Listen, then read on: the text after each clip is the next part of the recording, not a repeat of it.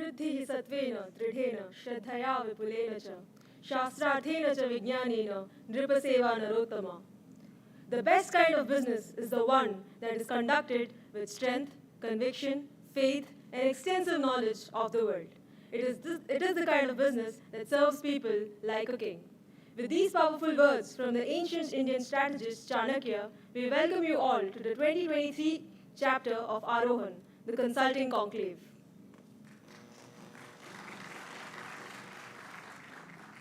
A very good afternoon to one and all present here.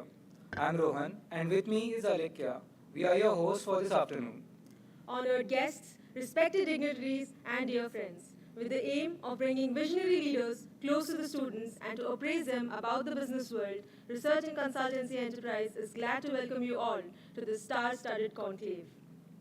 To begin this much-awaited conclave, on an auspicious note, we invite all the guests, our director, Dr. Vishal Talwar, Head of Corporate Relations, Anil Sir, to invocate the ceremony by lighting the lamp.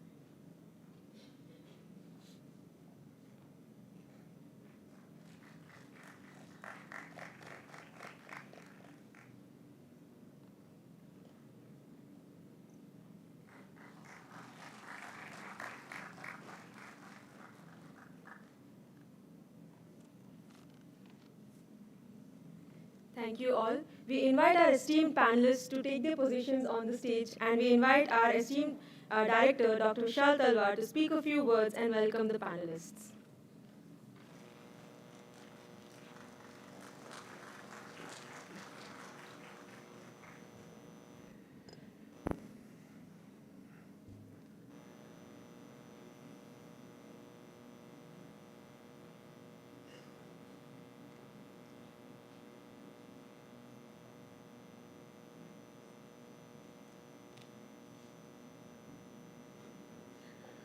Okay, I think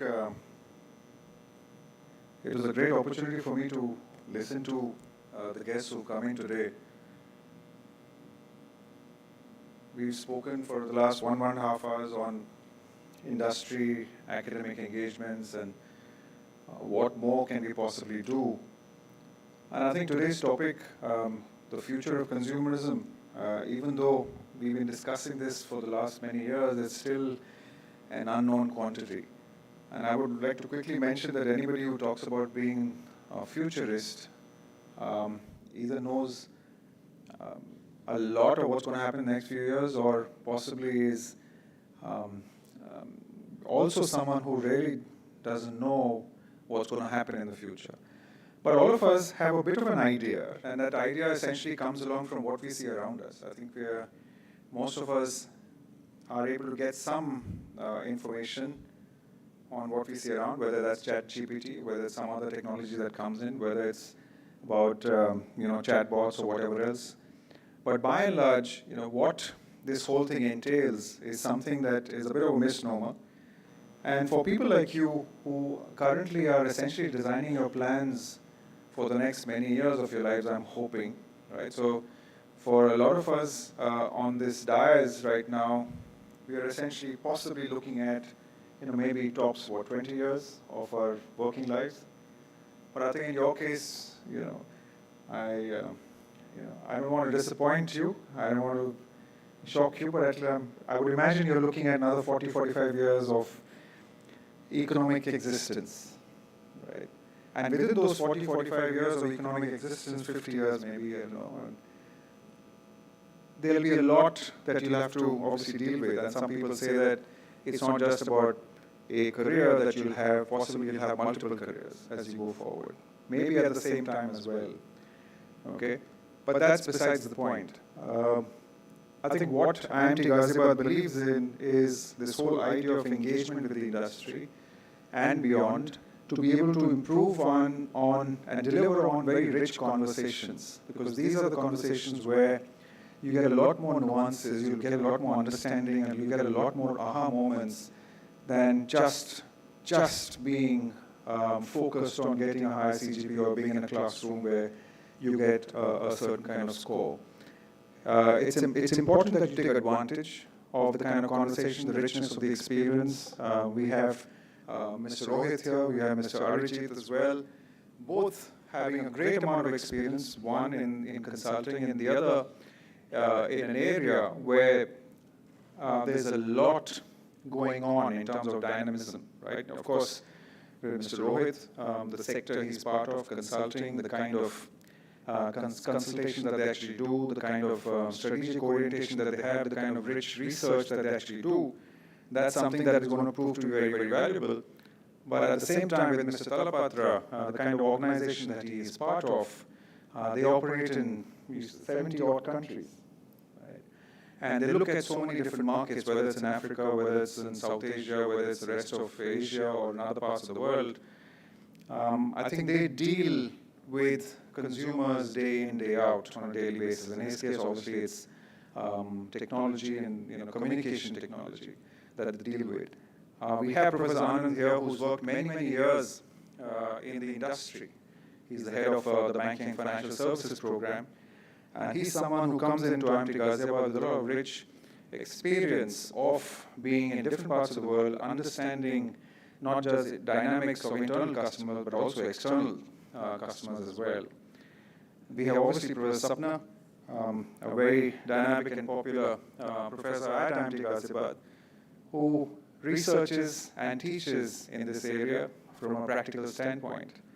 And I'm sure today's conversation, the richness of it is something that you should take advantage of. Ask the right questions, very, very important. I remember, Shrikant Datar, who's at Harvard Business School, he says, look, the reason why possibly Harvard is not because we answer questions, but it's because we ask the right questions. Okay?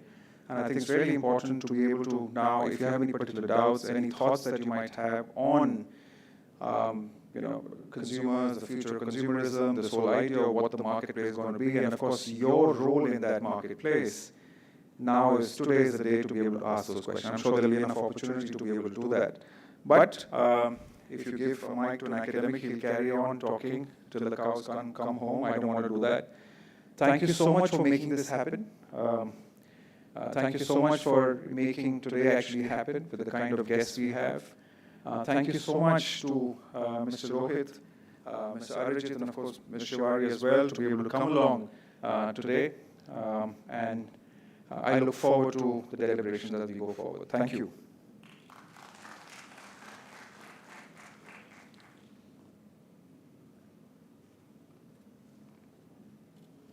Thank you for the kind words, sir.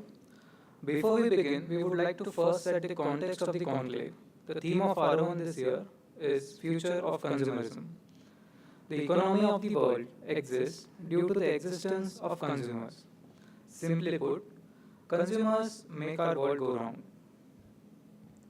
And as we look into the future, it is clear that the landscape of consumerism is rapidly changing, with new technologies, new demographics, and shifting values playing a role that is shaping the way we consume and engage with brands.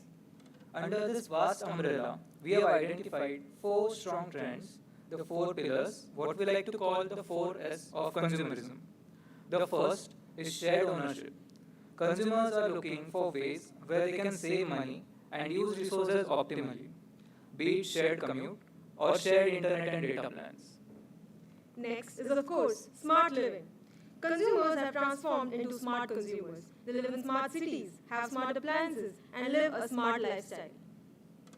Then, of course, we have sustainability. The consumer of today is socially responsible and is looking for goods and services that are sustainable in nature. Finally, we have socio-cultural integration. We see an amalgamation of different social and cultural behaviors across the globe, and businesses have to look for ways to integrate all these trends into their way of working. And now, we introduce you to our esteemed panel members. To begin with, we have with us today Mr. Arijit Talapatra, CEO at Transient India. He has over 20 years of work experience at global blue chip companies in diverse sectors such as FMCG, mobile, and telecom. He has an expertise in building and executing go-to-market strategies spanning extensively competitive markets in Pan-India and Nepal. He has previously worked at reputed organizations such as Lava, Airtel, and Unilever. Joining from Transient, we also have Ms. Shivali Arora, Deputy General Manager, HR at Transient. She has over 16 years of experience in the role of talent acquisition, talent management, organization development, among others. Welcome you, ma'am. Next, we have Mr. Rohit Bhatiani, Executive Director at Parthenon. He is a seasoned professional with 20 years of experience in strategy, digital transformation, cost excellence, and M&As across multiple sectors, including e-commerce and media. His clients include large MNCs, Indian corporates, and PEVC organizations. He has previously worked with reputed organizations such as the Times Group, Deloitte, and KPMG. Welcome, sir. Joining them is our very own Professor Anand Krishnamurthy, Head of Banking and Financial Services here at IMT Ghaziabad. He is a global markets professional with 35 years of risk-taking and leadership across fixed income, structured client solution, derivatives, treasury, and capital markets, almost entirely with HSBC Group across India, UAE, UK, Thailand, US, Canada, and Hong Kong. And finally, we introduce our moderator, Professor Sapna Popli, Chairperson of MDPs and Professor of Marketing. She has close to 25 years of experience in teaching, training, research, and academic leadership. She has also published her research work in well-reputed journals, including Journal of Service Theory and Practice, Journal of Service Marketing, Journal of Marketing for Higher Education, Quality in Higher Education, and Global Business Review. Ma'am, we now hand over the reins of the show to you.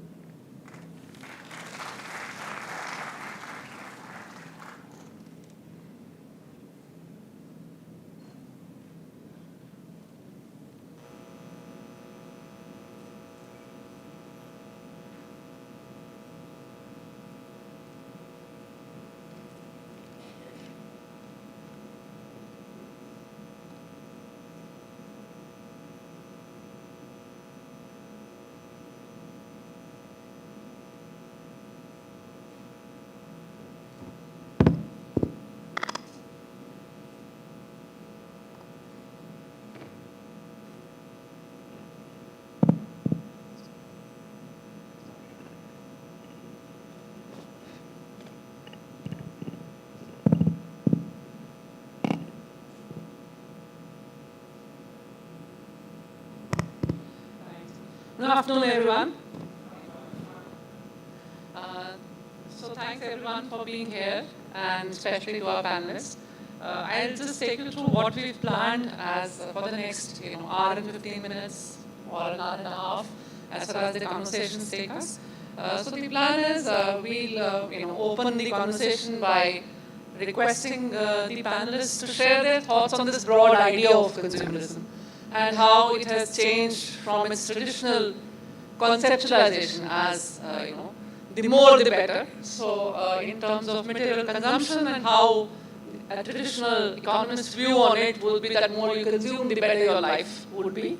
And how it is being seen today, or we would like to think it is being seen today as in Future of Consumerism, as you've all put it together, including sustainability, including less the better. So how do these two thoughts, which are at extreme ends, a view from the panelists on this very idea of consumerism and how it has evolved, changed, and how do they see the future of consumerism? So we spend some time, maybe 5 minutes each, from the panelists on this. And then, of course, the RACE committee has put together a lot of questions around these elements, the S's that they say. So we will, go over a few questions with the panelists, and then maybe leave some time for Q&A. That's how we planned the session. So I'm going to start with Arijit and ask him to share his ideas on consumerism. Hi, good afternoon, friends. Actually, a pleasure meeting you all and being at IMT Ghaziabad. Always great to be with youngsters because now is the age to learn from you people.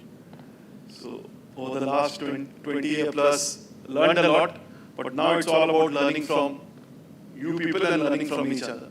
Consumerism, a big word, and I keep on telling one thing, you guys are so lucky that you will be entering your careers when India is actually moving on the top.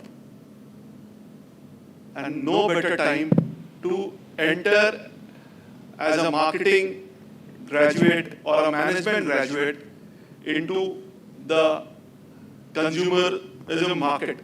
Like you must have heard that US, China, big consumer markets. India, huge market, but maybe earlier did not have the kind of money because of which the spends were not there. Now with manufacturing ecosystem, you must have heard Make in India, Make for India, Atmanirbhar Bharat, Digital India. There is a lot of focus on manufacturing. There are very few countries, actually apart from India, maybe only China, where you have a huge manufacturing ecosystem and then you have a consumer base which can consume whatever we produce, plus the plans that we have to export from India to the world. So huge market, huge potential, and the potential is not only in 1, 2, 3 fields, it's across all sectors. Next 10 years, we are already the number 5th economy. Maybe Japan, Germany, I think we should overtake them in a couple of years. So now, then there is only 3 countries, US, China and us. Sir knows banking and the financing much, much better than me. But as a business guy, I think consumerism is not only a metro, it's not only limited to a Delhi, Gurgaon, Noida, Bangalore, Hyderabad, Kolkata, Chennai.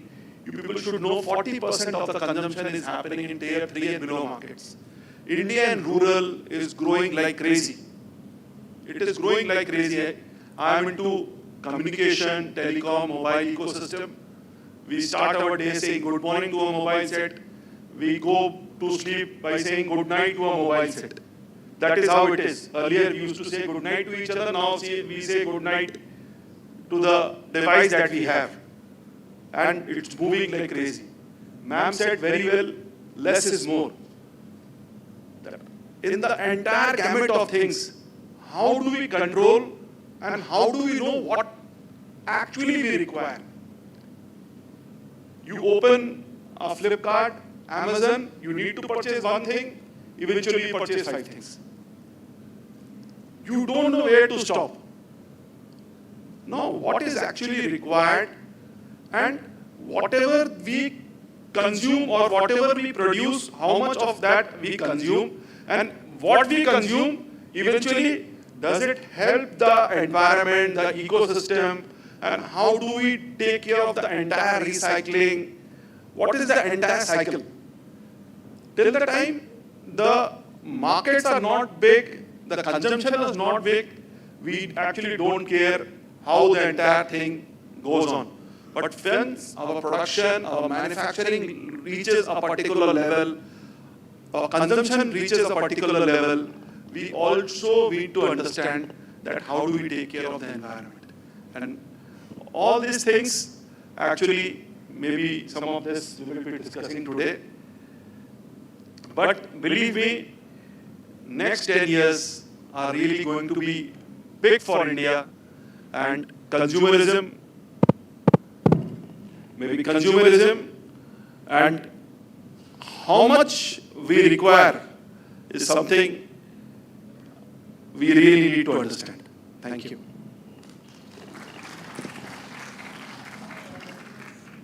Sure. Good afternoon, everyone. Very happy to be here amongst all of you. I think when I look at consumerism in totality today and how the whole evolution has happened, I think somewhere we started to come back to the basics and the original stuff. And if I remember myself, when I was growing up and a lot of folks who are now 40 plus, 50, I think some of those concepts of what we call it as reuse, recycle and all that, I mean, there was no fancy term of 3 R's or whatever, but within the family, we would get stuff from our cousins. We were very much used to, taking books from our senior and starting from there. So there was no fancy word around it. But as in the growth journey of any nation, as the economy developed, the disposable incomes increased, somewhere we kind of started to see the merit in buying new stuff. And that's how typically when I look at any economy would develop. And a market like India where 60% of GDP is through consumption driven, it's important that we are not just kind of trying to reuse, recycle and do everything there. So therefore, and when the economy opened up somewhere in mid-90s, late 90s, a lot of brands came in, a lot of retailers came in. Therefore, it also opened us the world in conjunction with the way, the incomes were increasing for people to consume more and more, right? And somewhere typically, yes, specifically if I look at the upper strata or the so-called urban centers, we went into a cycle where it was more from a consumption, it became a mindless consumption, right? So people started to buy everything. From a consumer, we became hoarders, right? So as some of those ease of buying like e-commerce and all that came in, we kind of ended up buying potentially a lot of stuff which we didn't need. And yes, a lot of it also started to impact the environment around us, while good for economy. So, and what has started to happen was that while the consumption increased, consumerism increased, I think the other parts of the living actually the quality of those started to reduce. But potentially now with all the awareness that a lot of you young guys have much more than us, I think some of those, what I call it as coming back to basics, started to come in. And from a mindless consumerism, we are coming to be mindful consumers now, trying to really evaluate whether it is good for us, is it good for environment, and what is the purpose that a product or a brand is serving me, right? So a lot of people are now going into it. More importantly, I think somewhere if I have to really look at multiple stakeholders, right? The government also realized that environment is important. So somewhere potentially, rather than trying to be recklessly consumerism and trying to harm the environment, we started to kind of also look around that aspect as well. So I think it's interesting times where, in a country like India, which has multiple layers to it, so it's not just people like you and me who are sitting in this auditorium, and Arijit would know more about the consumer in tier 2 smaller cities where they are trying to come up the curve where we were 10 to 15 years ago. So I think some of those layers will play a very important role in terms of how all this evolution will happen. And I'll say in a market like India, there is no one consumer segment. There would be multiple layers to it, right? And therefore, when we talk about consumerism, we'll have to look at those multiple layers of people getting evolved, getting new products, new services, and a set of consumer where the penetration is already there. What are they evolving to? So it's going to be very complex, especially when I look at for some of the brands who are trying to address these very different set of consumers, trying to achieve various objectives from buying products. And I believe, somewhere the consciousness will already started in terms of awareness, I'll put it that way, not in terms of consumption. But slowly and steadily, as some of these things start to percolate to a much more bigger and wider audience, Also, when I look at it from a brand's perspective, they want to be more conscious about the actions that they are taking, right? I think somewhere the brands have also realized it's less right now, honestly, to do with consumer, but more to do with the regulatory actions which the governments are asking them to fulfill. And a lot of investors who are asking the right set of questions from these brands as to what they are doing for environment or society, for say per se as a whole. So I think some of those questions have started to figure in, and potentially I think over a period of next few years we'll see this dynamic of increasing consumption along with conscious consumption starting to come in.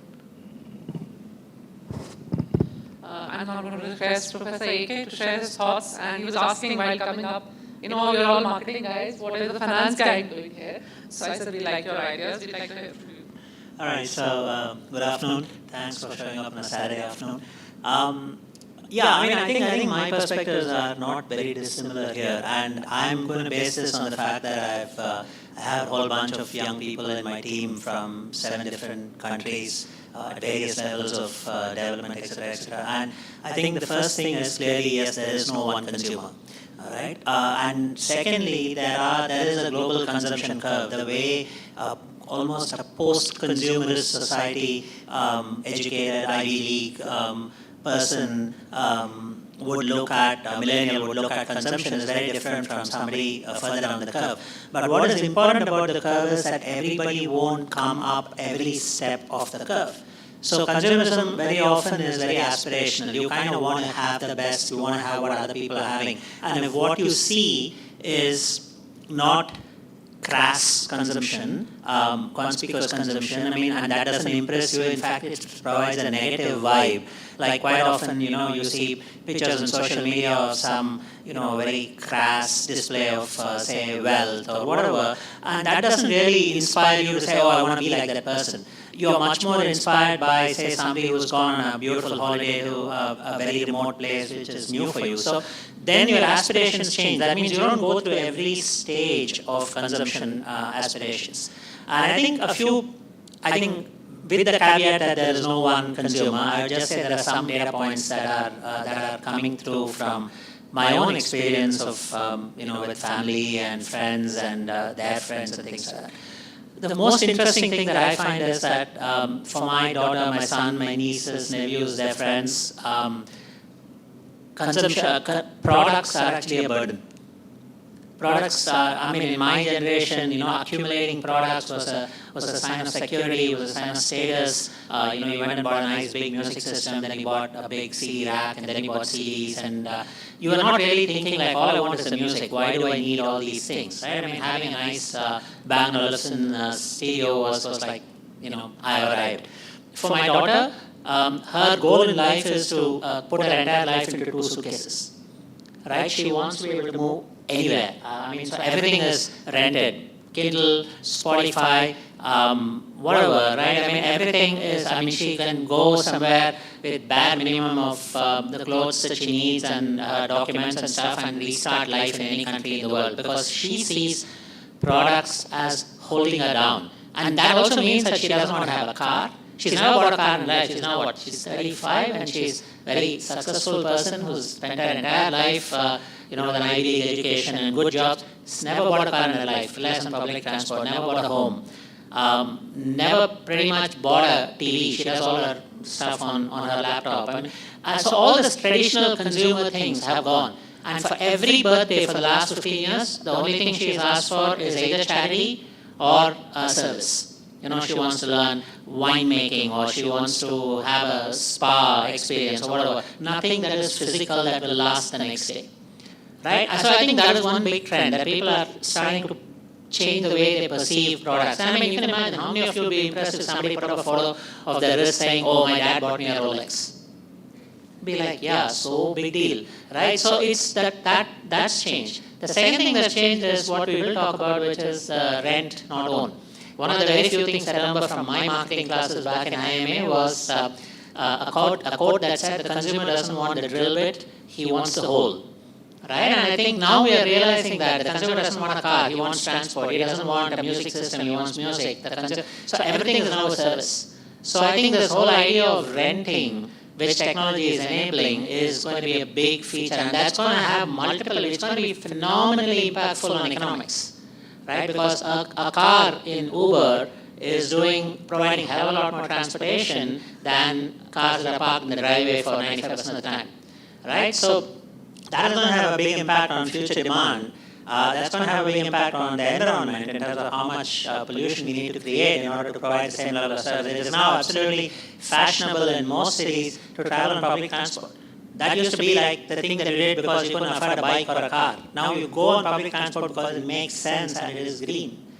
Right? So I think those mind trends are changing, and we'll kind of go through those things. But I think increasingly people are becoming mindful, as you said, mindful consumers, focused on services, focused on how to create experiences, focused on building memories, not on building a large house with large number of products. And I think that is where we are seeing the mindset change. And of course, that has changed a lot more in societies which have kind of gotten sick of consumerism. And pretty much you walk into a supermarket in the US and you find like 35 brands of shampoo, and you go like, do I really need 35 brands of shampoo for a choice?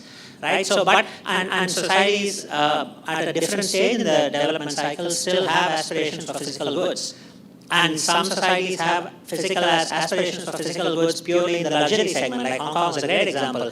Nobody cared how their home looked, particularly, because the homes were very small, and people were never invited home. You did all the entertaining outside in clubs, but they did care what they wore. They did care what handbag they carried, because that was a indication of status. So it's not either or, but it is changing, and we can't afford to ignore it. And I guess the last point I would make, global standards, right?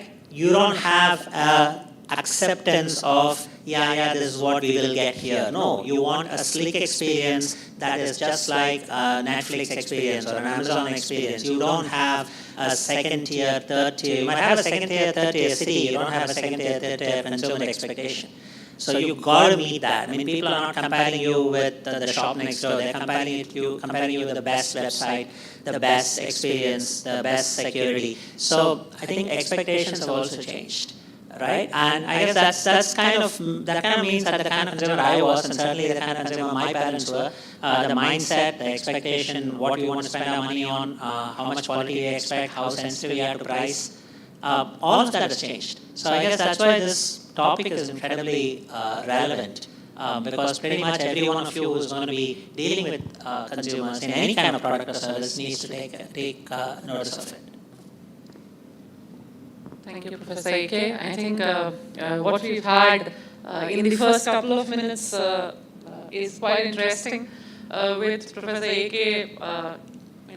Talking about things that you keep hearing, and you hear from industry, you hear from students, you see it around you, that experiences have become more important. You are no longer comparing the same bottle of water across another bottle of water, but you're comparing an Amazon or a Netflix with an industry which is very, very different. That's how the customer expectations have changed. And of course, he has initiated the topic that we will take up first about this S that you picked up on shared living, and we'll come to that. And of course, we heard from Arijit about how consumerism is not just one layer. It is not just the tier 1 or the metros or what we see, what we hear, but a lot of it, or a large chunk of it, is happening in tier 2, tier 3, and might be very different. And I think if I compare what both of you have said, is that whether it is countries, whether it is the way they have exploited consumerism in a way that it has gone to one extreme, and therefore the need to come back, or what Rohit said about what we were living our lives as earlier without the fancy names of sustainability, but reuse, recycle, and how that has come back, and how it's going to be different, whether it is cities, whether it is tiers of countries or towns or consumers, and how these things are going to play out differently. So I want to start with this shared living piece, since that is already shared ownership, not shared living, is about how do you see it from the side of the industry? Of course, as consumers, we see a lot of movement happening towards shared ownership, especially with the generation that we have here, or the consumers who are coming up. How do you see it from the side of the industry, since you work with so many of them? No, I think it's a very interesting trend, and as what Professor AK was saying, that typically if I have to look at a mega trend around it, it's basically shifting from owning towards more renting, right? So the consumer doesn't want to get married to one product, one service for their entire life. One, they want to be free out of it. Two, also, when you really look at it in terms of the whole consumption, they want multiple experiences. So what this whole shared ownership helps them is to kind of explore a lot of this without trying to be, putting a lot of money into it. I think somewhere, again, I'll go back to history. Again, timeshare was a concept that was started long back. I mean, the likes of Club Mahindra and all this have been there in India for a very long time. But I think it's last few years with some of the more affordable models like the Airbnbs and all those coming into picture, where people have realized the benefits which are coming out of it. Because the challenge earlier with whole this shared ownership and those kind of models were people are not very, kind of very confident about the kind of experience they will get out of this. That's the biggest challenge. How do you maintain the consistency of the offering around this whole shared ownership model? But what has last 4 or 5 years with technology coming, new startups coming in, I think they have been able to demonstrate it very well, at least in some of the, I'll say, large capex oriented areas where some of this shared ownership can actually be tried out very successfully. So while we hear about the worlds of Airbnbs and some of that, but when I talk about this whole model of shared ownership has even gone to the rural level where some of the agriculture equipments are getting shared because again, the model is that why would you own something which you would only use for 2 months of the year? So this whole model where, the large capex driven categories, wherever the utilizations were low, I think that's where the model is working beautifully. The next level to this whole aspect I'll see are the categories where, you're still in between, right?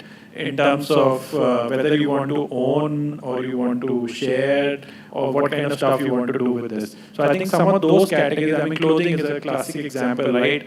A lot of brands are trying it out. Again, started with luxury as a segment where a lot of luxury brands or some of the newer startups trying out saying, okay, why don't you recycle or reuse the luxury products? Again, some of now the mass brands like H&M and all those are also trying to do it in the name of sustainability. But I think that's one area which is still, I'll say, work in progress, right? Where this whole concept of shared ownership, how it will evolve is still something need to be seen. But I think in large investment-driven areas where, you have to put in large amount of capex, I think this whole shared economy has started to take in a good shape at this point of time. Any thoughts from you, Arjit, on this? Completely agree with Rohit on what he said, that times are changing and the shared economy or everything is shared, like Professor Anand said. Uber, not our own car, always available.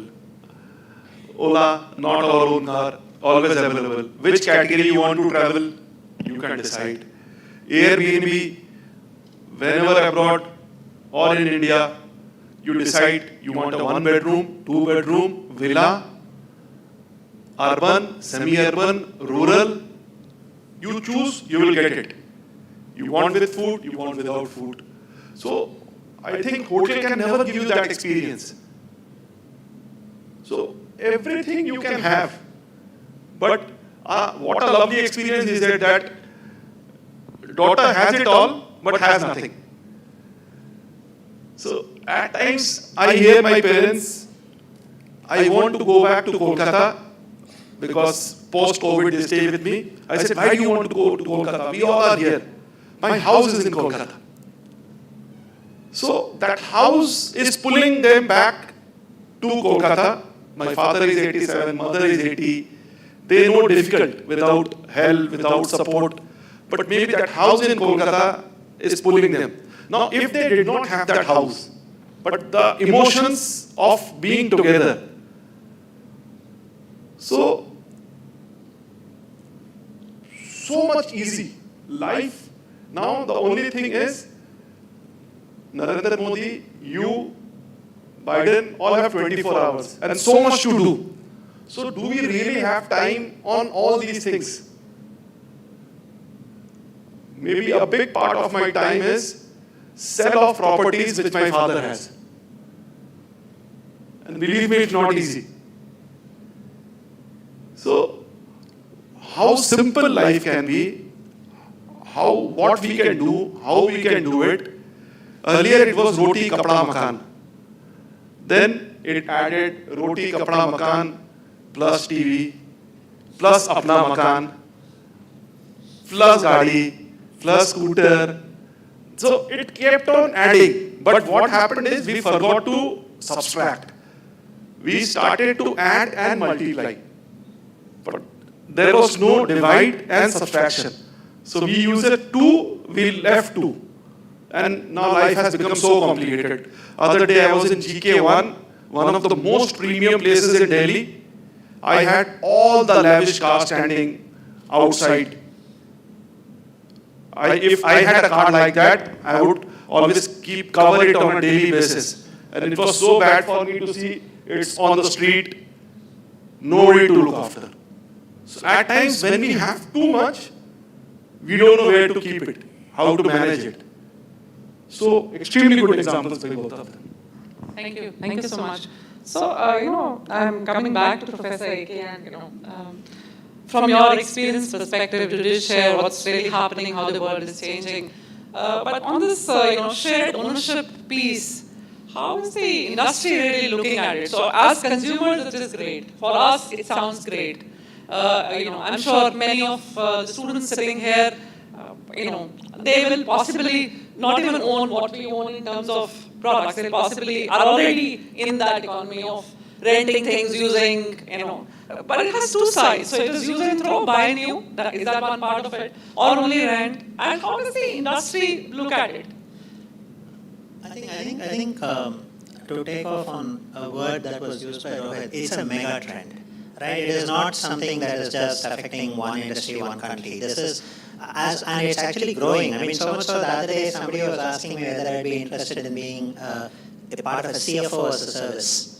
Right? I mean, and the example that was given was that there is a company that wants to do a merger. They don't want a CFO all the time doing mergers because they just do it once in a while. That current CFO can't do it. Would you be a CFO as a service? So everything is a service. Everything is rentable, and it's going to expand. So it is a mega trend. Right? And we are going to have to adapt to it or die. I mean, if you're a car manufacturer and you are projecting how much demand you will need, you cannot ignore this as a trend.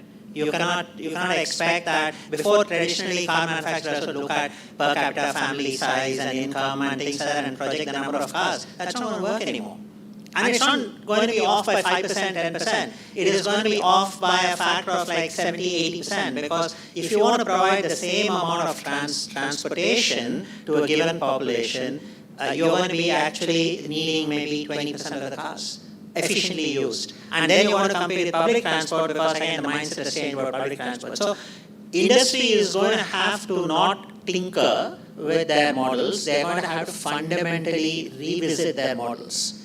Right? I mean, you're going to have. I mean, you could have education as a service. Look at your own. I mean, the other day I was chatting with Dr. Talwar on a different context, and we were saying, maybe schools should sell subscriptions. So every year you have access to up to 4 programs, and you kind of take it as you need it as you progress through your career, rather than actually doing 2 years of education in one go and then working for 25 years. Because clearly, whatever you learn here, however relevant it is today, is probably going to be not enough 5 years later. So maybe even education will become a subscription model rather than a kind of one service delivered at one point in time. So absolutely, from an industry perspective, from a social policy perspective, from an economics perspective, from a forecasting perspective, this is a mega trend. So you want to have to fundamentally reimagine. And you made the point earlier about learning from young people. The last last 10 years of my working life, that was the single biggest change. Typically, if you're a senior person, you tend to be the most knowledgeable person in the room. That changed completely. most of the time, the things that people are talking about, the way they were looking at things, we had to listen to the 20s and 25-year-olds, and that's where our insights came in. So I would say, to answer Professor Sapna's question, first thing is, acknowledge that the oldest person in the room, the senior-most person in the room, is not going to be the right person. There is a very interesting concept that says that when a paradigm is changing, actually having a lot of experience in the old paradigm can be a negative, because it stops you reimagining the future. You're so stuck in the past that experience can at some point become a limiting factor. And I think that is the risk that most companies are running when they're trying to imagine what the world will look like because of the shared service model. Thank you so much for talking about that. And I think I will come back to this because over lunch we were having a chit-chat about experience, number of years you stay with organizations, and how do we look at the finding a balance between what we can do and what we really want to do and willing to do also. So we'll come back to that. Thank you, Professor A.K. I'm going to pick up the sustainability piece from here, since I think Rohit mentioned about luxury brands starting with or experimenting with what we call as sustainable fashion and circular economy. These are terms which have become fashionable to use. But is it really happening, or is it really eyewash? Of course, we have some data that it is happening. So I have two questions in this. One is, we're getting mixed results from the market wherever you read, whatever reports you read.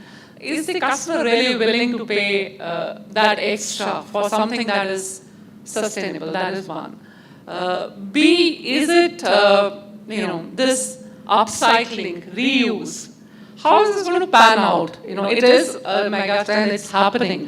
How do you see it from the industry side? And if you have some companies that you worked with, how is it, how is it reflecting there? So the way typically we would really look at it today when someone, and that's typical to any industry, you would really look at it when there are these new concepts which are coming in, you will hear a lot about it. So we call it a hype cycle, where a lot of people will talk about it, somebody will start doing some actions around it. And it's good. So it's not that, while I can say and talk about, there's a lot of hype around it, but yes, when you look at between the layers of all this hype, there are a few serious guys who are trying to make it work, right? And there are a lot of guys who will get onto the bandwagon and say, okay, let me get some publicity or investment out of all this stuff. But you will always have some serious player trying to see logic out of it and trying to do this. So as far as, trying to look at it in terms of getting a premium out of some of these things, I think we are not there right now. We're trying to be there in terms of, really looking at, can the consumer pay more for sustainable products? But again, there are multiple angles to it. So if you talk about a country like India, where even for some of the basic product categories, the level of penetration is still so low. For a consumer to really start moving to talking something as niche as sustainable is still not easy, right? Because typically, if I am, my per capita consumption of most of the products, when you really look at it, keeping in mind the rural population we have, what Arijit was saying, that roti kapda makan, a lot of people have just reached there, right? And that those addition multiplications are still starting to happen. So therefore, when you really look about, can I pay a premium for this? I think there is a very small audience at this point of time who would really start paying premium for it. But having said that, look, one of the other things that also is starting to happen is that fundamentally when you hear a lot of noise around a lot of this stuff, where it serves the purpose is, getting into the mindset of the consumer. Because, one of the important elements that I see in this whole chain is that whole element of change management, right? It's basically saying, okay, I buy this brand, can I pay a 5% premium because it's good for environment, right? Or can I recycle the product? So there are two ways to really do this change management. Either the government comes up with a regulation, like, a ban on the polythene bags and all that, or you give incentives to the consumer. So, Arijit would know better than me. If I look at today as a, mobile phones as a category, a lot of consumers who are buying new phones are recycling, also selling off their old ones.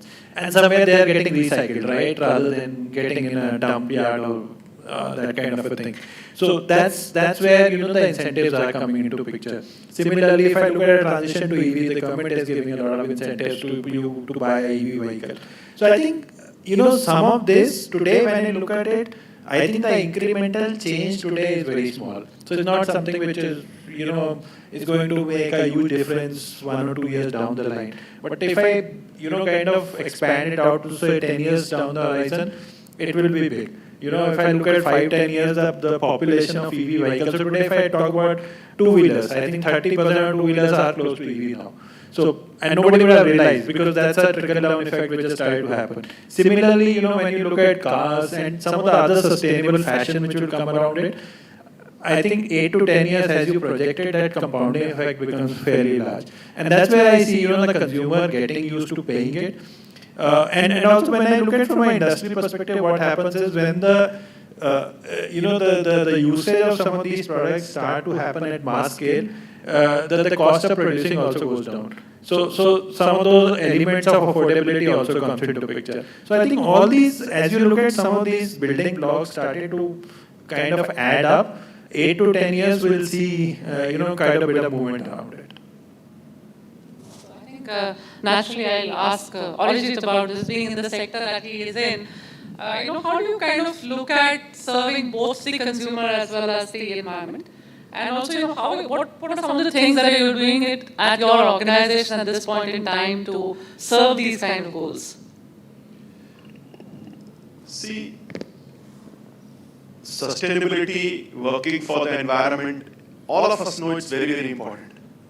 But as Rohit said, currently very less is being done.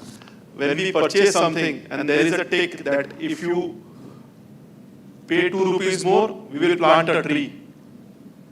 How many of us take that 2 rupees? Most of us don't.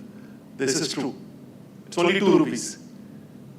Because either we don't believe in it or we think maybe they will take the 2 rupees but they will not plant a tree. Or the trust is not there.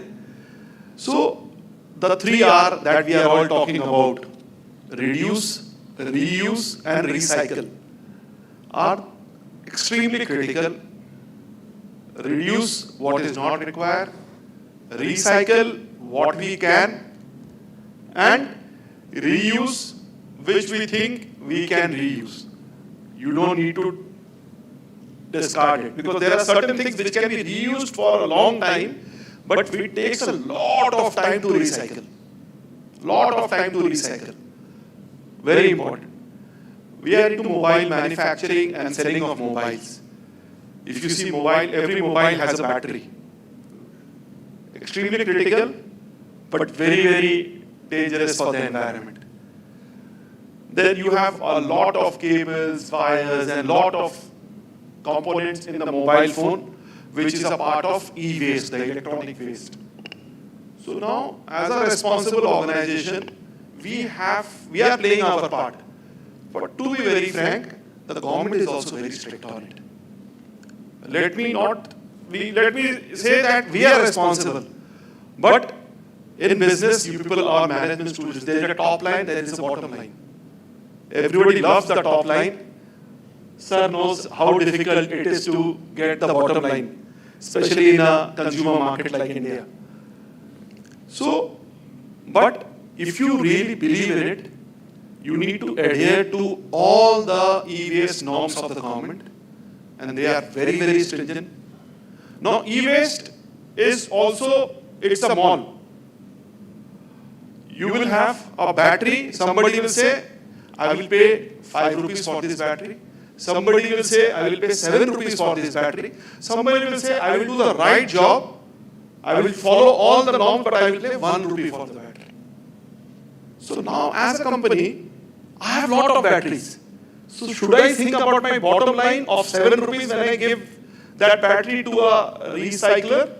Or should I think this recycler will pay me 1 rupee, but he will follow and adhere to all the norms? It's easier said than done. But if we pay that 1 rupee and also collaborate with the recycler who follows all the norms. It's not one norm, there are so many norms. So as business people, we have to respect not what only government is saying, what is required for the environment, what is required for the youngsters of tomorrow and day after.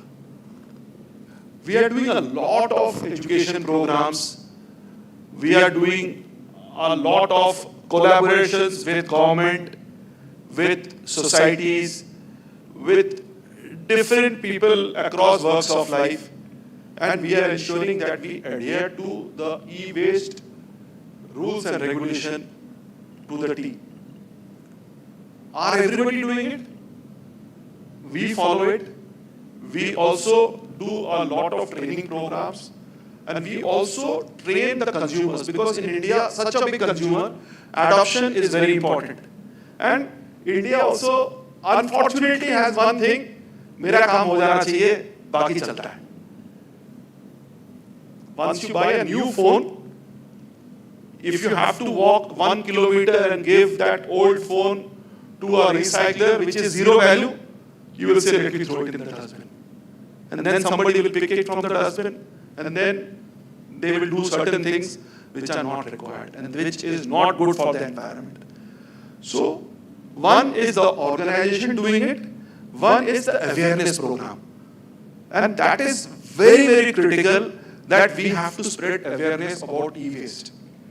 And once we spread awareness and adoption, very easy. Everybody knows, but very few do. So awareness, we have a specific marketing budget just to spread awareness.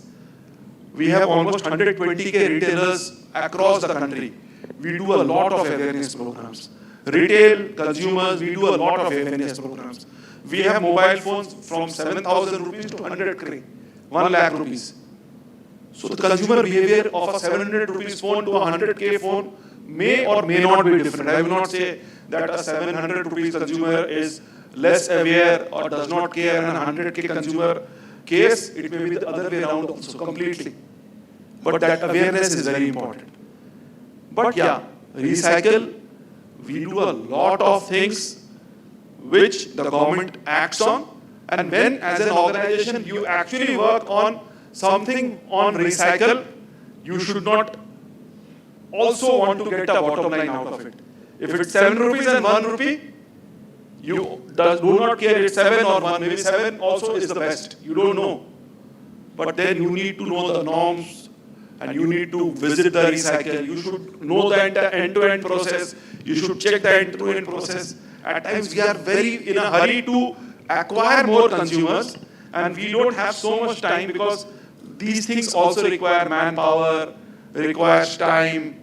So we say, give it to a recycler, I am green, I have ticked all the boxes, I don't care. So this I don't care in environment actually affects me and my family first. So that is what we are working on, and that's what we all need to work on. Thank you.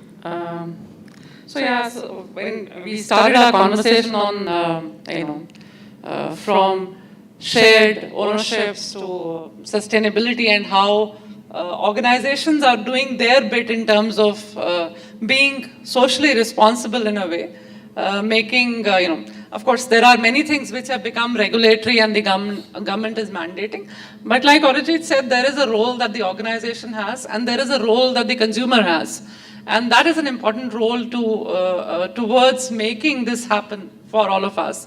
In fact, this morning I was having a conversation with my son who's in class 10, and he has one chapter on consumerism and one chapter on sustainability for his social science course. And he came back and said to me, you are not in the right job. It is the marketers who are, promoting all kind of consumerism.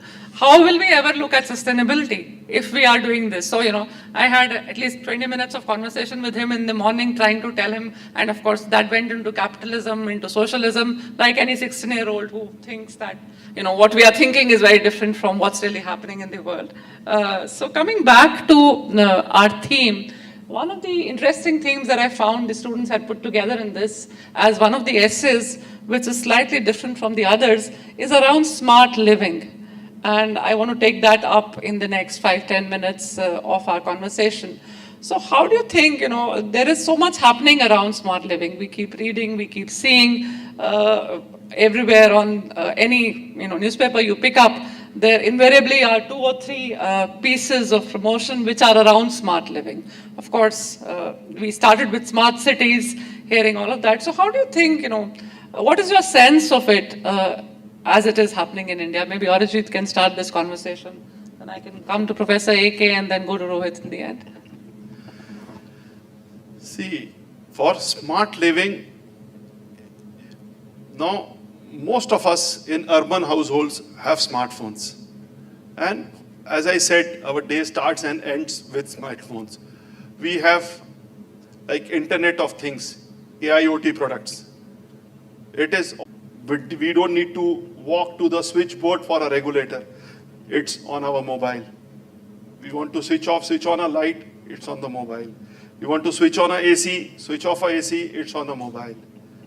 We walk from one room to another, the lights switch off, switch on. So all this is a part of smart living actually. So, and it is going, the adoption currently about smart living, which started with smart cities also, like certain localities, we will have free internet. We move from this geography to this geography, maybe 5 kilometers, free internet. And a lot of things around it. So with the kind of population that we have, 1.4 billion, this adoption is going on very fast. But if you compare this adoption to a percentage of our population, it is very small. So, but in urban, the premium urban, the adoption is very, very fast. Among youngsters, maybe with the AIoT products, with smartphones, smart gadgets, it's moving very fast. But as you move down the pop strata, because smart living at times also is at a cost. So maybe they say it's on in your hand. Maybe if you abroad, your car, you can switch on the garage opens, you get in. But in India, you stop your car, you get down, you open the garage, then you close the garage. It has to do a lot with affordability also. So adoption and affordability are very close to each other. So with our per capita consumption, per capita income increasing, so the adoption also will be there. Do we have the right brands? Do we have the right companies? Do we have the technology? Yes, we have the technology. But once the technology multiplies and many people start using it, the cost comes down and it becomes affordable, and then it becomes mass. So has smart living, is it a part of mass? It's not a part of mass. It is a part of class. Smartwatch, the CAGR is at a 184%. We are into a business of smart watches. So it is moving like crazy. Nobody wants a normal watch now. It has to be a smart watch. Does it measure your temperature? Does it measure your oxygen saturation, steps, and then all the entertainment that you need to have? It has to be. I remember I used to watch James Bond movies and he used to have a fancy watch. But now these watches, most of you are wearing today.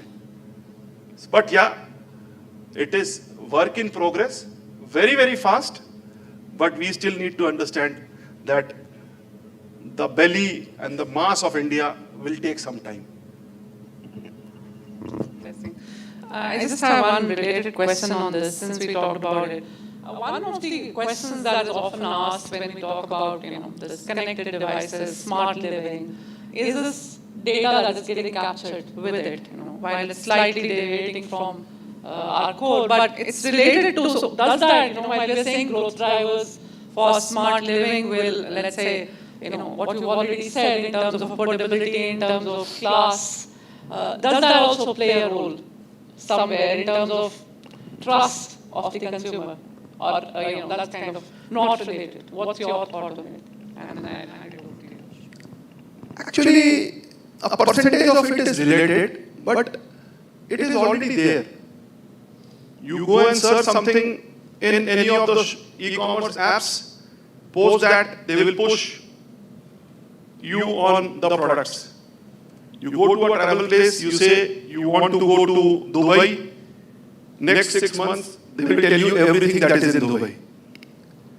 So they track everything. You love funky t-shirts, every new brand coming with a funky t-shirt, they will push you till the time you buy one. So now you need to know where to control. The ecosystem will push, it is all about consumerism.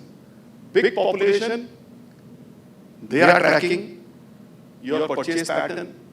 So they will keep on pushing you. Now, are you instigated? It is like earlier we used to go to a shop and there is a lollipop in front of us. My younger days, I used to pick the lollipop in front of the cash counter. So we were simple people. For you, the lollipop is very different. So the pop pens lollipop is very, very different.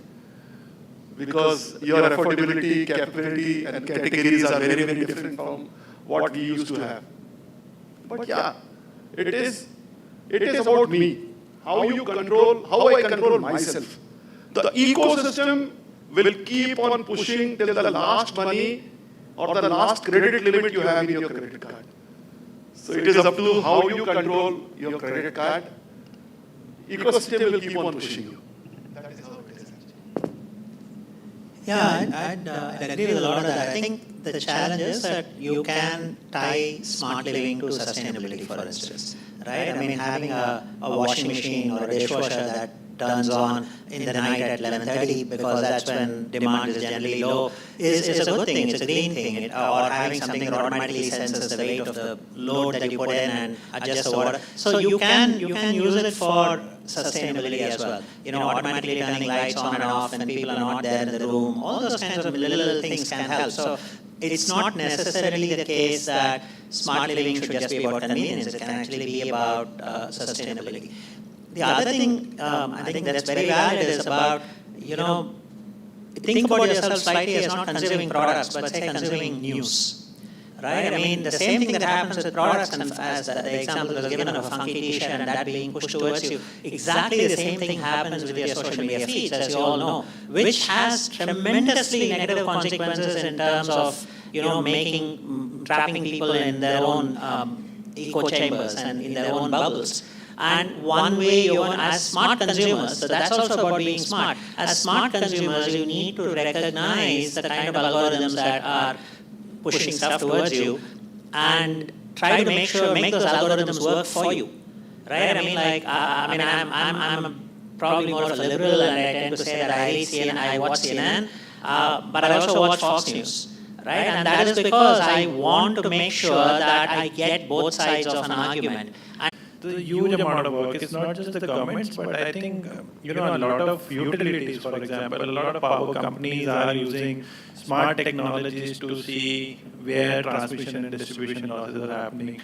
A lot of water companies are using where water losses are happening. So I think that's I'll say the use case there is much, much more bigger. While yes, at a consumer level, the adoption and use cases have to justify itself in terms of their premiumness.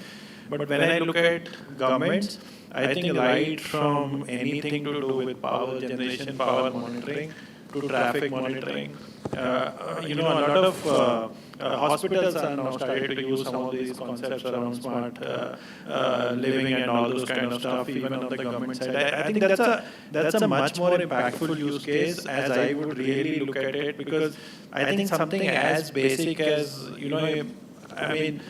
digitizing some of the processes in government offices, while somebody may call it intuitive, but it's a lot of smart work that needs to be done around that as well. So I think we just translate the same stuff around how the governments have started to realize the importance of this whole smart living and how it can help, right? I mean, right from, I know at EY we have been working with a lot of state governments in trying to really look at how can we efficiently manage traffic lights by making sure that you have a lesser stoppage and hence you save fuel, right?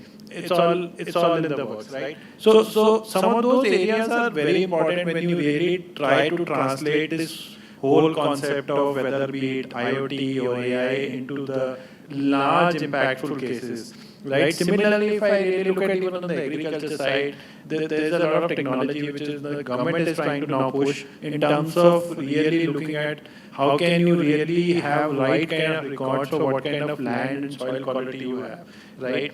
How can you really monitor the quality of water and the amount of rainfall which is happening? So a lot of those large impactful use cases are happening on the smart side. I think the other important aspect, again, when I look at from a manufacturing and a supply chain side, a lot of those B2B use cases, especially monitoring your supply chain, right? Monitoring your warehouse, inventories, and all those kind of stuff is becoming more and more important from a smart living perspective. So I think that's where I'll tend to see why I'll put it in a way, it's the non-glamorous part of smart, so-called the smart ecosystem. But that's where the impact right now at this point of time, the maximum amount of impact which is being happening. And that's not only India. I mean, I look at, we've been working with the governments in US, UK and all that, especially on things like water pollution, right? In terms of really monitoring at a real-time level what's the pollution of water in the rivers, and trying to really see what all could be done. Earlier it was, you had to go back, collect sample 500 times, really monitor, and by the time you come up with the result, things would have changed. So a lot of those use cases we have been using very powerfully, and potentially I see a much bigger impact happening at a B2B level or at a B2G, as we call it, business to government level of the smart, whether I call it technology or I call it smart tools, equipment, or other stuff. But potentially that's a game-changing thing if I have to really look at it. Interesting that you brought it up, and thanks for bringing it up. The way, sometimes I think as students and we ourselves limit ourselves to the world of consumers, the B2C world of it.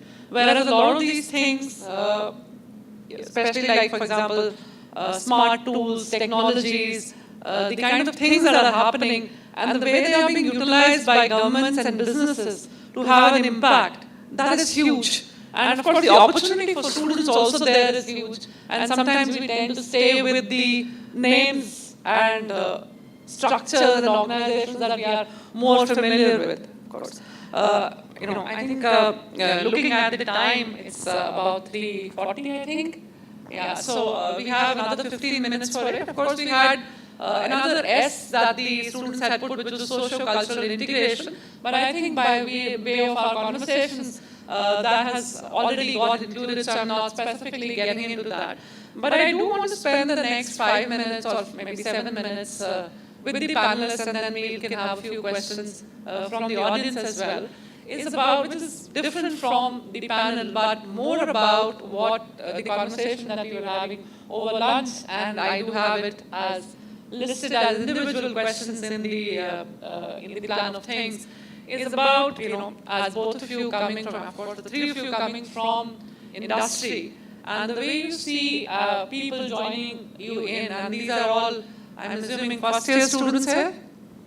Yeah, so all first years here who will now be going in for their summer internships, and they have another year with us before, around the same time next year they will all possibly be well placed. Is that right? Yeah. So what is it that you have to say to them? In fact, the question was put, what would you say to a 23-year-old version of yourself? But I have kind of flipped it. What is it that you would say to them in terms of how they look at the world that they have for the next 20 years as professionals and as individuals? Okay, So I'll not go as far as next 20 years because typically too difficult to project. I can put in my consulting hat and can rumble up some stuff, but anyways. So I'll just go. I mean, I was at IMT, I think with the other course executive MBA guys around, I think 3 months back. A similar kind of question came in. And honestly, if I have to really look at it, when you are in the first year, I'll say a few things. And that's coming from my experience, no gyan, right? I think number one, don't look at a B school as a placement agency. A lot of people come in, I think, with the only agenda of getting placed. And that becomes such a big priority that, a day I enter, and I go back, that was same 20 years back when I passed out of B school, right? The day I entered, somebody asked me, summers ke liye kya karna hai? Right? I'm like, okay, I've just come in here, let me learn something. But this whole cycle of summers, then finals, and trying to make up CVs, I think beyond a point doesn't help, right? So don't try to, use it like a placement agency, but try and see and learn, right? And when you really look at learning, I think a lot of learning, I mean, even in my time, a lot of learning was, okay, let me do a small internship, let me try and, get some certifications from here and there. But then actually that defeats the whole purpose of you coming here. A lot of it could have been done if you wouldn't have come and don't spend that kind of money here. Try and build learning from each other, right? I mean, I don't know how much people interact with each other, make that kind of friendship and bond between each other, and try to, because all of you come with a very different background, right? And each of you bring a different kind of strength with you, right? And hence, when you start learning from each other, that's the best time to do it, right? Rather than trying to do 20 online courses and trying to put it on my CV, I don't know if we hire so many people from MBA schools, I don't know how much weightage I would ever put to some course from an academy which will say blah, blah, blah, right? So therefore, I'd say just focus on the basics, right? Just try and, what are you here for? You're not here to get placement at the end of 2 years, right? You're not here to do multiple courses outside the institute, because the institute is good enough to teach you whatever is there for your corporate life is concerned. So focus on, building the right kind of relationship with people that would automatically build your CV, right? So don't be too much in a hurry to, do things. मुझे ये भी करना है, मुझे वो वाला course भी करना है, मुझे ये specialization भी करनी है, मुझे वहाँ पे training भी करनी है, and all that, right? I think that's important. And two is, I think somewhere we should also get to the basics of it, right? Try and see what's happening in the businesses, right? I mean, go into the market, you will realize how things are happening. And that's what Arijit was saying. Look, how many of you coming will go into the sales and have been really into the market and try to talk to the store guys, right? So I think somewhere, while there is a lot of information, a lot of technology available, you can master all the courses. But I think there's a lot of learning which is sitting in the market with the people in the industry and all that. So try to learn from those kind of examples. I think I think in a nutshell, try and utilize these 2 years to the maximum. With the peer learning, with learning from what the institute is teaching you, and with some of the learning which may be sitting within the corporates and all those. But don't try and overdo everything. I mean, that's not going to help. I mean, anyway, industry will change after 5 years. So point is, the more you enrich yourself, the more you know about each other and have fun. So, I mean, nothing is going to change. I just go back to my example. Look, I did my engineering, then I realized that it's not looking okay, let me do my MBA because I don't want to stand in a factory. But honestly, when I looked at myself and when I entered a B school, the environment was so competitive that every other guy I was thinking I was competing with them either for summers or finals. And we never made that kind of friendship, the bonds which we could have by learning from each other, right? And that's what you should guys do, right? I mean, don't look at each other as a competitor for the job which is going to come in tomorrow.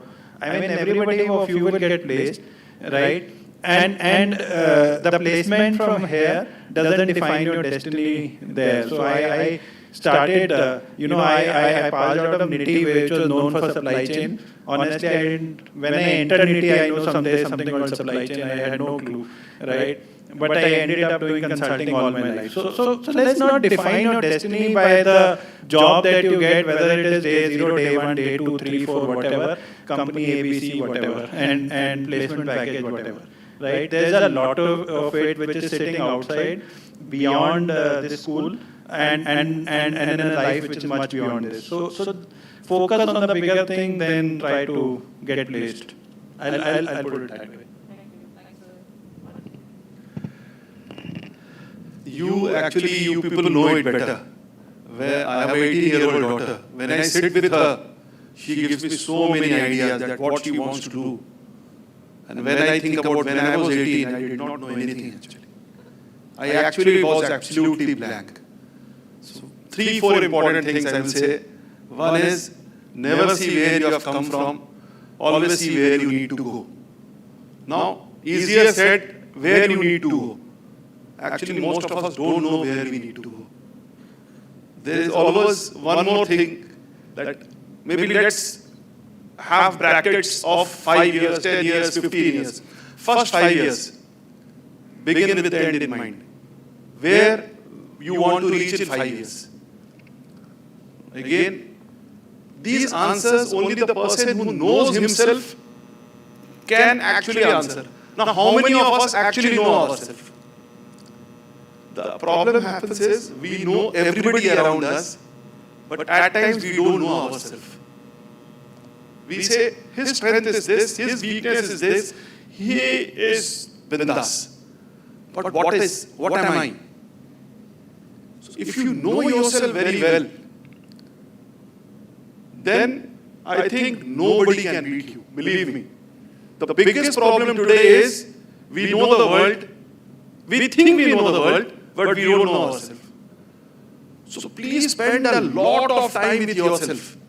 Your mobile phone actually does not allow that to do.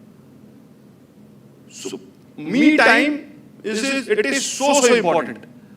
See, what do you like? When you are doing different subjects, within marketing, within HR, some things you will excel in, but may not like it. Something you may not excel at, but you love it. Something you don't need to even study, and you know it all. And you can actually have a discussion with your professors to a level that you would never think that you would have done. It comes from within. So, know yourself very well. Expect maximum from yourself and nobody else. And also, know the play field that you want to play. The play field can be Ghaziabad. The play field can be North India, can be India, can be APAC, can be MENA, can be region, anything. I don't know. But if you want to play, it's like see, do, get. We all want to get, because of which we want to do something. C is not important. So we always work on a reverse cycle. If you work on the C part properly, and C starts with me. If you work on the C part properly, the get part is automatic. It may take 1 year or 2 years more, does not matter. But the C part and the do part are very important. But if the do, we start doing very fast, but need to spend little more time on the C part. I'm sure you people are marketing students, you people are management students, you people are bright people, but please spend more time on the C part. I also see my daughter in a hurry to do, but maybe before that, spending that 5-10 minutes understanding what to do, because after 15 minutes, if you want to redo, your 15 minutes are gone. So if you do the 5 minutes of C more, maybe still you have 10 minutes where probability of going wrong is less.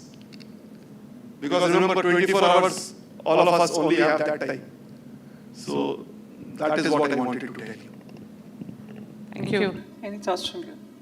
Yeah, I mean, a lot of this has been covered. I think, first of all, the most important thing I would say is recognize that by the very fact that you are sitting here, you are incredibly privileged, right? I mean, most of you will end up somewhere within the top 1% in India, whether it's on wealth or professional success or income or whatever. You will end up somewhere in the top 1%. It doesn't really matter whether you end up within the top 0.5 or 1%. By the very fact that you're here, that you had a good education, you have scored enough, and you have gone through this selection process and you're here.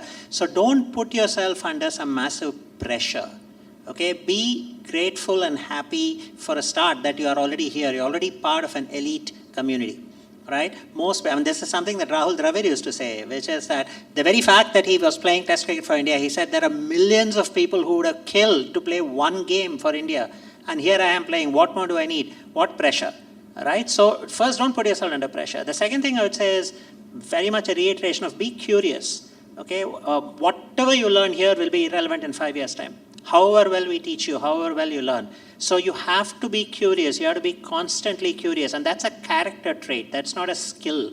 You got to be, and unfortunately, most business schools, including here, we teach you subjects. But in the real world, in a corporate, you need to have an interdisciplinary approach.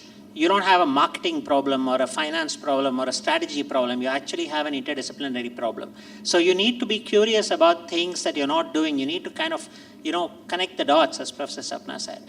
The third thing I would say is when you go into your summers, and when you go into, especially for those of you who have not worked, remember you are your brand.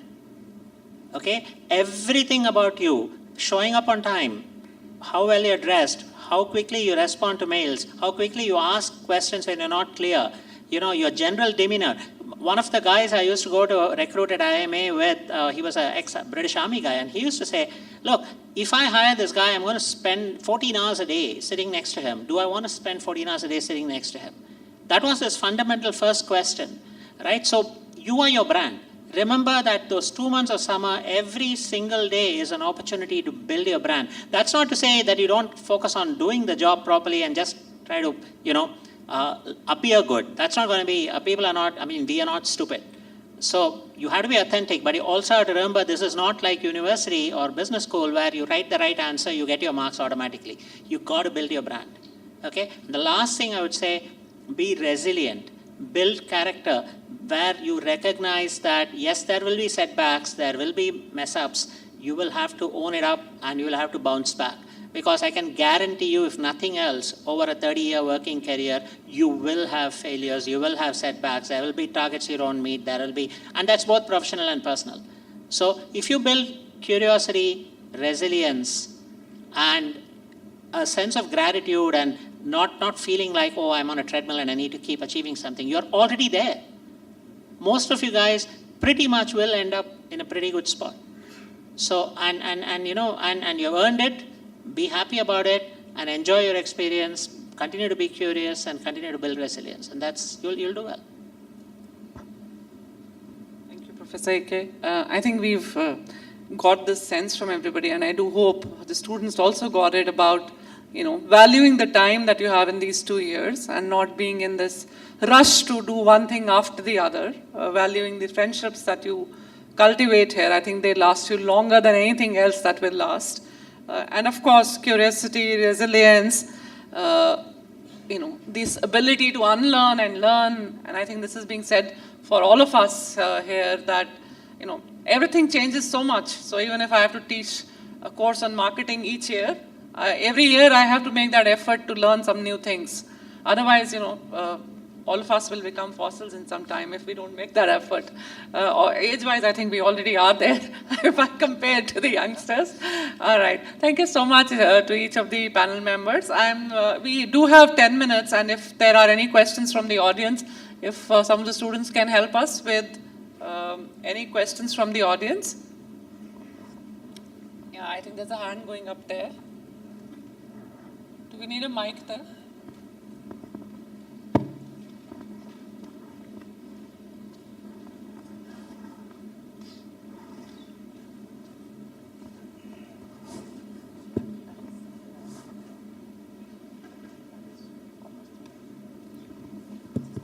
Oh, First of all, thank you, sir and ma'am, for this in such a productive discussion.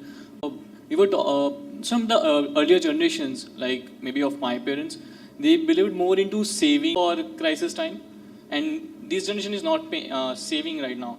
So, what kind of chaos this might, take place? Would you like to take that? Well, okay, part of it is cultural, right? I mean, saving Asian, broad brush, Asian societies tend to be saving societies, and a lot of the Western societies tend to be consumerist and borrowing. It's partly cultural, but it's also because you don't have a welfare safety net below you to catch you, right? I mean, even if you lose your job in Canada or UK, your kids will still go to school, you will still get medical care, and so that's there. So it's partly cultural. But again, there is no magic answer to this. There is nothing wrong with borrowing to spend, okay? The point about borrowing should be that you can borrow money in order to advance your spending, but you can't borrow money to do more spending than what you would earn. Okay, so if you think that you will earn 20 lakhs in the next 1 year, and you need to buy something for 2 lakhs today, and you don't have the cash flow, but you have the economic, then yes, by all means borrow the 2 lakhs and get that thing and use it. But you can't then buy something for 25 lakhs if the maximum. So that is the right way to think about it. So over time, how much do you reasonably expect to be able to repay? And if you think you can do that, then by all means, yeah, that's how you buy a house. You don't have to wait to save up and then buy a house paying 100% cash down. You can take a mortgage. But do you want to take a mortgage for way beyond what you can pay? So first do your 6 months of usual rules of 6 months of savings and a money market account kind of thing. And then think about borrowing in terms of your overall consumption ability. If you borrow more than that, then you got a problem, right? So borrowing in itself is not wrong. My father refusing to borrow when interest rates were at 8% and inflation was at 15%, even though he was a BA economics student, that was an economically bad decision because you could never save enough to keep up with inflation. So borrowing itself is not wrong. The point is to kind of figure out, you borrow to change the pattern of your consumption, not the amount of your consumption, right? I think there's one more question at the back there. Yeah, center row.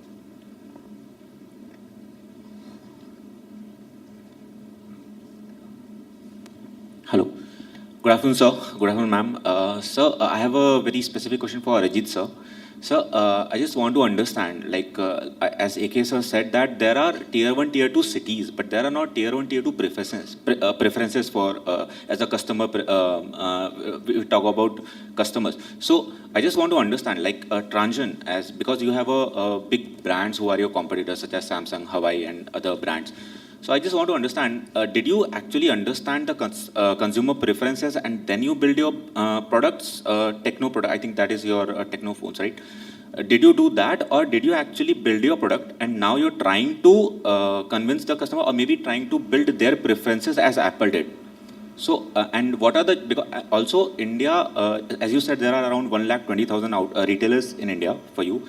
And I just also want to understand, different geographies will have different consumer preferences. So what is the problem you faced? As a MBA student, I think we learn from case studies. So this is what I would like to understand from you. What challenges did you face across India in different geographies? If you can list out 1 or 2. And if you can tell me that what strategies did you build for those different geographies, and how did you penetrate it into the market? Multiple questions in one question, but a good question. See, first, it is always understanding the consumer needs. So as we are in more than 70 countries, we call ourselves a global company. A global company understanding the local needs. So first we understand what does the consumer want in different price segment. We are having different brands like itel, we are into primarily less than 8K, Techno from 7K to 100K, then Infinix, then we have our accessories brand. So we need to understand for each price segment, what is the consumer need, what is his expectation, what is his aspiration, and what is the current market offerings like. Where is the gap, and hence where is the sweet spot. And how can you give what the consumer want maybe initially lose money, then be at par, and eventually any brand would want to make money. But keeping consumer experience absolutely at the core. Consumer experience, after sales service are something which are very, very important, because everything can go wrong. An iPhone can also go wrong. 5,000 rupees or a 700 rupees phone, anything in electronics can go wrong. So it's all about market intelligence, customer insight. Then you understand the behavior of customers from different parts of the country. Like if you primarily see a Punjab or North, they are more open to newer brands. But if you go to a West Bengal or maybe a Tamil Nadu, they are very conservative in terms of trying new brands. They will not touch it. They would not like to experience. So when you launch, you need to not launch pan-India. You need to launch certain pockets. Maybe 2 markets in North, giving you more confidence and understand consumers. And those consumers are very open. They talk to you openly. This I liked, this can be better. Some markets may be high on per capita income like Punjab. Somewhere maybe like East UP, consumption is very high, income not very high.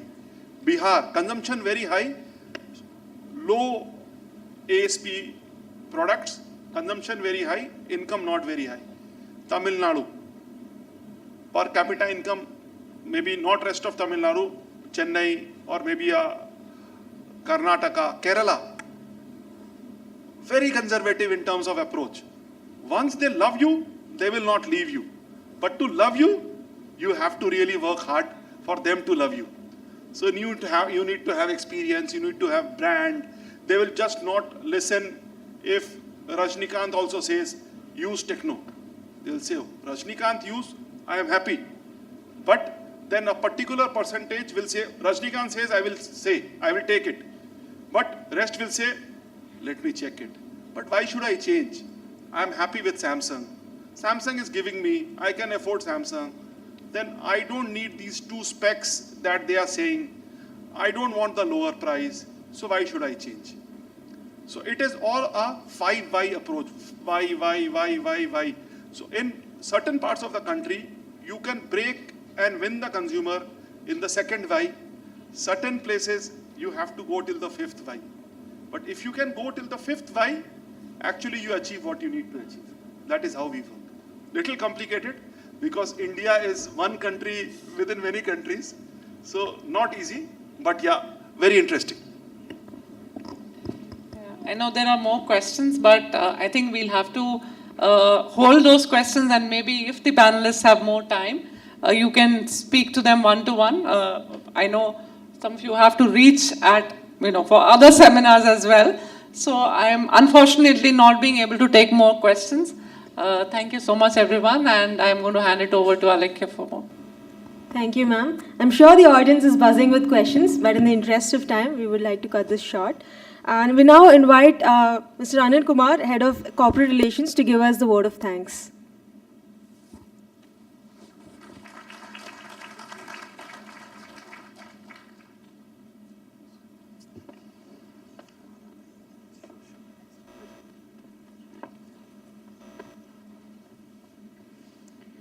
Esteemed panelists, Mr. Abhijit Talpatra, Mr. Rohit Bhaitani, Professor Anand Krishnamurthy, and Professor Sapna Popli, thank you so much for your time today to steer the session and have a valuable discussion. I would also like to thank Mr. Arun Karna in absentia from AT&T, Mr. Vipin Agrawal, Mr. Pulkit Trivedi from Google Pay and Samsung India, who were not well from their health point of view and could not make it to the event. From the IMT Ghaziabad, we wish a very speedy recovery to them and look forward to have them in the coming time to join us and have a valuable discussion. Professor Sapna Popli steered the session very well. It reminded me of our consumerism of the entertainment, starting with the Malgudi days, the once in a week time, when we used to see Surabhi, and it used to be very precious times for us. And we have moved to the time when there is enough content available in our TV, and the way it is being consumed by, the 20 plus generation audience. The way our kids look at the data today and the way they are consuming the shorts on the YouTube. My 10-year-old daughter, when I asked her why you see these, few seconds shorts, she says that it doesn't waste my time. So I can quickly move on to the next short, the one I like, and I can see that one. And rather than again from the Netflix and the YouTube, they are moving to the next, the version of the entertainment. So thank you so much for your time, sir. We look forward to have more such engaging sessions with you and more valuable discussions with you so that we can collaborate on more mutual beneficial terms. Thank you so much. And thanks to the students for their valuable time and joining us for this session. Thanks.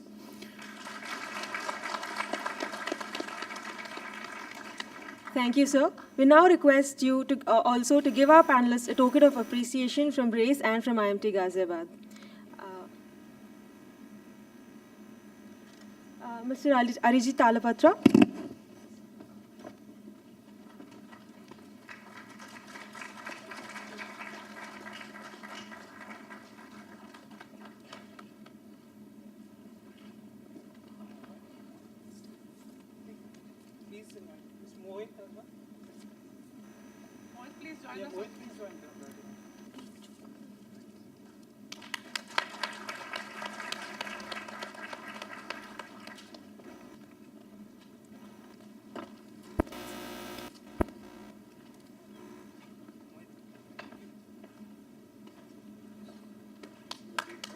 Mr. Rohit Bhatiani.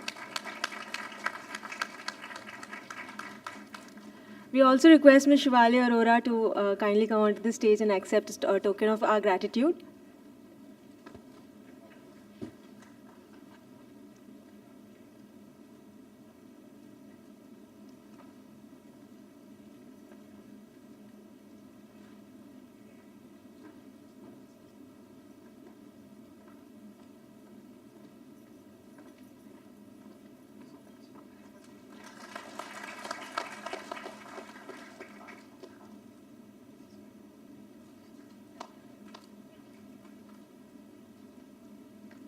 And finally, to our very own moderator, Professor Sapna Popli, for making this session a grand success.